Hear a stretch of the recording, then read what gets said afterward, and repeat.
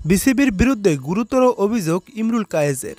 ইমরুল কায়েসের মতো অনেক ক্রিকেটারের ক্যারিয়ার নষ্ট করেছে বিসিবি। দেখুন বিস্তারিত। ক্ষমতার পালাবদলের মধ্য দিয়ে যাচ্ছে বাংলাদেশ। শিক্ষার্থীদের বৈষম্য বিরোধী আন্দোলনের মুখে পদত্যাগ করে দেশ ছেড়ে গেছে সদ্য সাবেক প্রধানমন্ত্রী শেখ হাসিনা।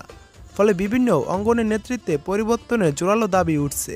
সে ধারাবাহিকতায় এবার বাংলাদেশ ক্রিকেট বোর্ড বিসিবির নেতৃত্ব পরিবর্তনের দাবি জানালেন ক্রিকেটার ইমরুল কায়েস।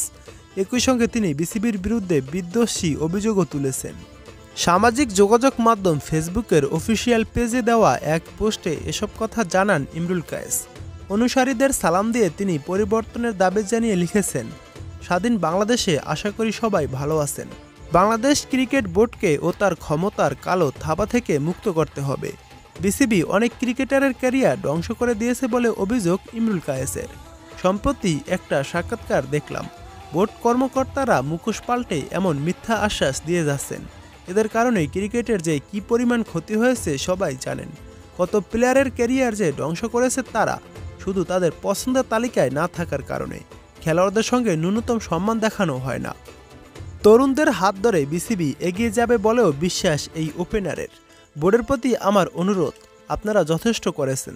দেশের ক্রিকেটকে দেওয়া আপনাদের আর কিছু নেই।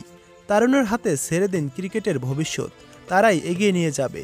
তাদের হাত ধরেই আসবে বড় সাফল্য, যেখানে মাথা উঁচু করে থাকবে বাংলাদেশ ক্রিকেট, ইনশাআল্লাহ। বাংলাদেশ ক্রিকেট বোর্ডের প্রেসিডেন্ট হিসেবে কাকে দেখতে চান কমেন্ট করে জানাতে পারেন।